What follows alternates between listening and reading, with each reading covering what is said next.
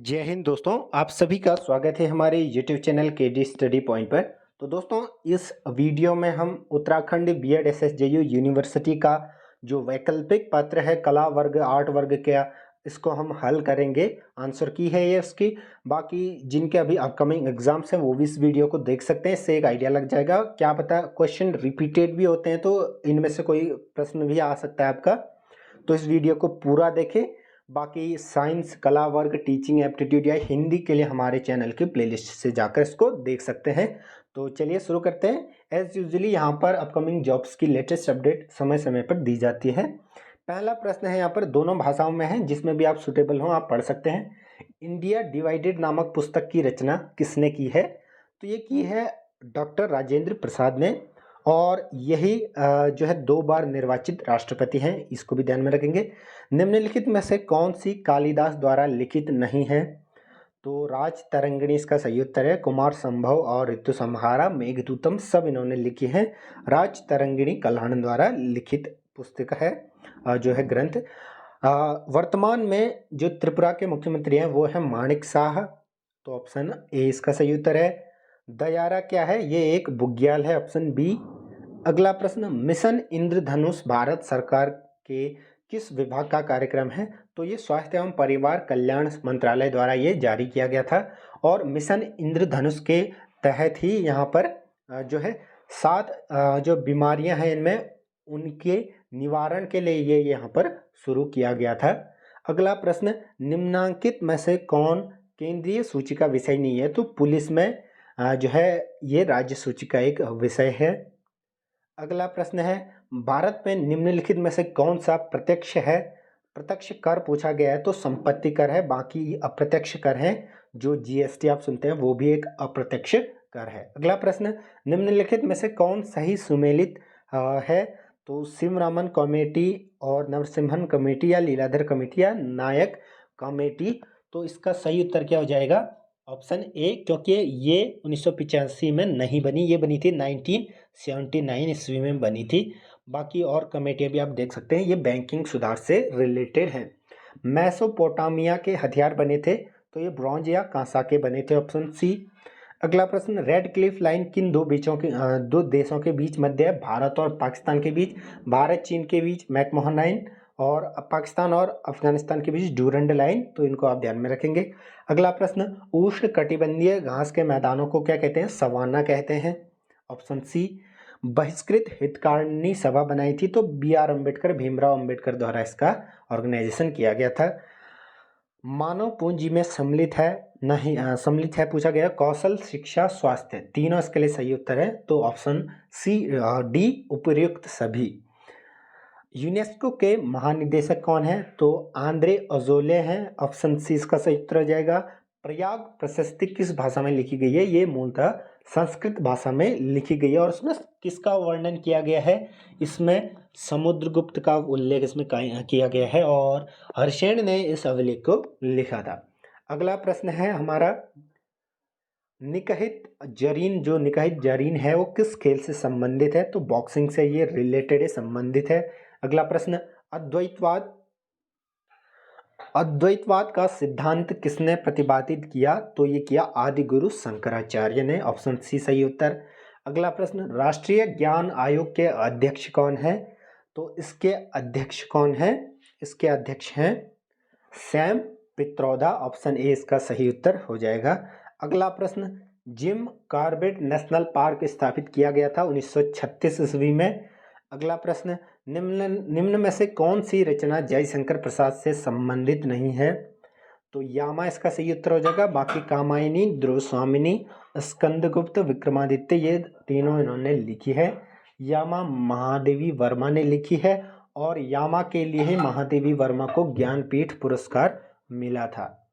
अगला प्रश्न, पृथ्वी शिखर सम्मेलन रियो डी जेनेरियो में आयोजित किया गया, ये कब किया गया था? ये किया गया था 1992 ईस्वी में, और यहाँ पर ऑप्शंस नहीं है, तो इनमें से कोई नहीं, ऑप्शन डी सही उत्तर है। निम्न में से कौन सी सेल रूपांतरित सेल है? तो स्लेट, संगमरमर, क्वार्टजाइट, उपरोक्त सभी इसका सही उत्तर हो जाएगा। अगला प्रश्न, राजीव गांधी इंटरनेशनल हवाई अड्डा या अंतर्राष्ट्रीय हवाई अड्डा स्थित है? तो हैदराबाद में ये स्थित है, हैदराबाद तेलंगाना में ये स्थित है। अगला प्रश्न, खारे पानी की सबसे बड़ी झील चिल्का कहाँ पर स्थित है? तो ये स्थित है उड़ीसा राज्य में, ये चिल्का झील स्थित है। अगला प्रश्न, वन्य जीव अभयारण्य संरक्षण अधिनियम जो है भारत में कब लागू किया गया था? वन्य जीव संरक्षण अधिनियम, तो ये 1972 ईस्वी में लागू किया गया था। ऑप्शन बी सही उत्तर हो जाएगा। अगला प्रश्न, देश में लड़कियों के लिए पुणे में खोले गए पहले स्कूल की पहली प्रधानाध्यापिका कौन थी? तो प्रधानाध्यापिका कौन थी पहली? तो थी Savitri Bai Phule. Option A B इसका सही उत्तर है। निम्न में से कौन सी रोपण फसल नहीं है? तो गेहूं रोपण फसल नहीं है। अगला प्रश्न, निम्न में से कौन सा उद्योग अन्य उद्योगों के लिए कच्चा माल प्रदान करता है? तो उपरोक्त सभी हो जाएगा। कुटीर उद्योग भी करते हैं, बुनियादी उद्योग तो करते ही हैं, लघु भी यहाँ पर कच्चा माल प्रदान करते हैं। अगला प्रश्न, भारत में दलाई लामा का निवास स्थान कहाँ है? पूछा है। तो धर्मशाला हिमाचल में ये जो है इनका निवास स्थान है। अगला प्रश्न, नर्मदा सागर परियोजना प्रारंभ की गई किस राज्य में? तो ये मध्य प्रदेश राज्य की एक बड़ी परियोजना है। अल्पसंख्यकों को अपनी रुचि के अनुसार शैक्षिक संस्थाओं को स्थापित करने व प्रशासित करने का अधिकार कौन सा अनुच्छेद देता है? अनुच्छेद 30 इसका सही उत्तर हो जाएगा।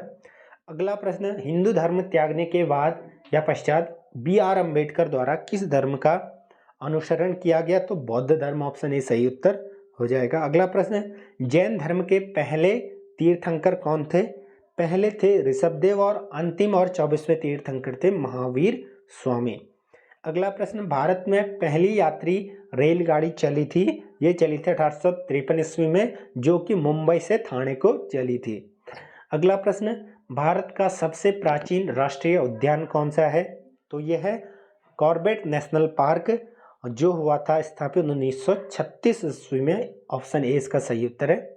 अगला प्रश्न, भारत के राष्ट्रीय ध्वज का डिजाइन किसने तैयार किया? ये किया पिंगली वेंकैया द्वारा ये किया गया। अगला प्रश्न है, शक संवत की स्थापना किसने की थी? तो ये कनिष्क द्वारा शुरू किया गया था। पूछे विक्रम संवत, तो ये किया था चंद्रगुप्त ने, जो विक्रमादित्य ने ये करा था। अगला प्रश्न, चौथी जो बौद्ध महासभा का आयोजन किसने किया था? ये किया था कनिष्क ने। ऑप्शन 20 का सही उत्तर हो जाएगा, जो चौथी बौद्ध महासभा का आयोजन था। अगला प्रश्न, राज तरंगिणी के लेखक कौन है? ये हैं कल्हण। Option B. अगला प्रश्न, सत्य शोधक समाज की स्थापना करी थी? तो ये ज्योतिराव गोविंदराव फुले द्वारा ये करी गई। अगला प्रश्न, हड़प्पा सभ्यता की मुख्य विशेषता क्या थी? सुनियोजित जल निकासी व्यवस्था, घरेलू वास्तुकला या हस्तशिल्प उत्पादन, तो सभी ये विशेषताएं थी उपरोक्त सभी। ऑप्शन डी सही उत्तर। अकबरनामा के लेखक कौन है? तो अबुल फजल हैं। अगला प्रश्न है, कर्क रेखा किस राज्य से होकर गुजरती है? गुजरात, राजस्थान, मध्य प्रदेश। उपरोक्त सभी इसका सही उत्तर हो जाएगा। अगला प्रश्न है हमारा, कौन सा कोयला क्षेत्र गोंडवाना कोयला क्षेत्र में आता है? तो रानीगंज, झरिया, बोकारो। उपरोक्त सभी इसका सही उत्तर है। ये सभी जो गोंडवाना कोयला क्षेत्र में आते हैं। इनमें से कौन सा परमाणु खनिज है? यूरेनियम भी है, थोरियम भी है, जिरकन भी है। तो उपरोक्त सभी इसका सही उत्तर हो जाएगा। अगला प्रश्न, अजंता की गुफाएं स्थित हैं? तो ये महाराष्ट्र के औरंगाबाद में स्थित हैं। इसको आप याद रखेंगे, ध्यान में रखेंगे। और इसको जो हमारा वैश्विक धरोहर में कब इसको सम्मिलित किया गया था? ये करा गया था 83 ईस्वी में। आप इसको ध्यान में रखेंगे, 1983 ईस्वी में। अगला हमारा प्रश्न है, भारतीय संविधान में राज्य के नीति निर्देशक तत्व लिए गए हैं। तो आयरलैंड के संविधान से निम्नलिखित में से कौन सा देश सुरक्षा परिषद का स्थायी सदस्य है? तो ये हो जाएगा फ्रांस इसका स्थायी सदस्य है। फ्रांस के अलावा इसमें है ब्रिटेन, चाइना, रसिया और अमेरिका। अगला प्रश्न है हमारा, समान नागरिक संहिता या यूनिफॉर्म सिविल कोड जो अभी फिलहाल में काफ़ी चल रहा था, तो अनुच्छेद 44 के तहत इसको लागू किया जा सकता है, इसमें ये मेंशन है। अगला प्रश्न है, किस देश को यूरोप का खेल का मैदान कहा जाता है? तो स्विट्जरलैंड। ऑप्शन इसका सही उत्तर हो जाएगा। तो ऐसी ही वीडियोस लगातार अपलोड होती रहेंगी, तो आप हमारे चैनल से जुड़े रहें। धन्यवाद। जय हिंद।